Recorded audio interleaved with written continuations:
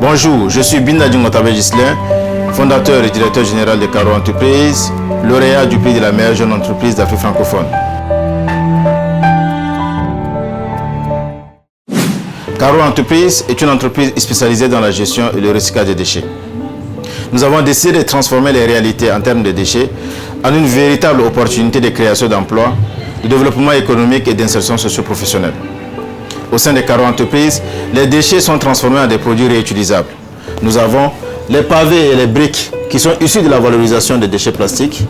Nous avons les bûchettes combustibles qui sont issus de la valorisation des déchets carbone, carton et papier. Nous avons le compost et le charbon écologique qui sont issus de la valorisation des déchets agricoles et ménagers. Mesdames et messieurs, chers membres du jury, c'est avec un immense plaisir que je participe à cette compétition Yves Connect pour la toute première fois. Aujourd'hui, j'aimerais prendre part à cette compétition avec un projet innovateur, le charbon écologique. Pourquoi est-ce que nous avons choisi de compétir avec le charbon écologique au détriment des autres produits?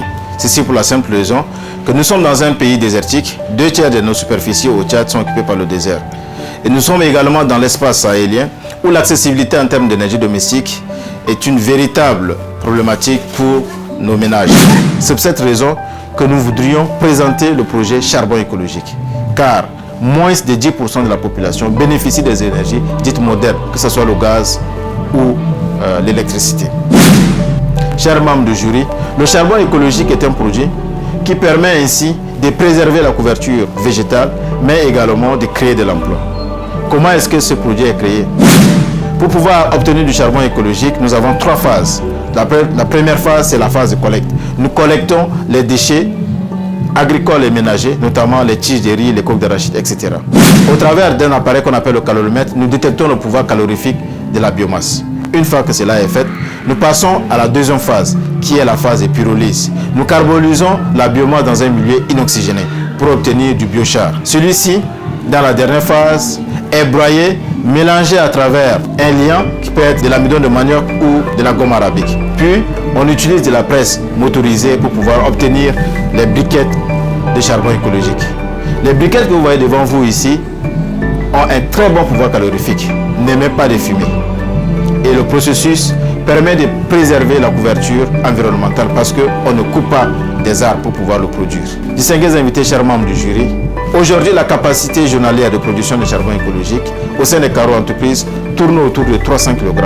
Or, la demande en termes de charbon écologique que nous recevons tourne autour de 3 tonnes à 5 tonnes.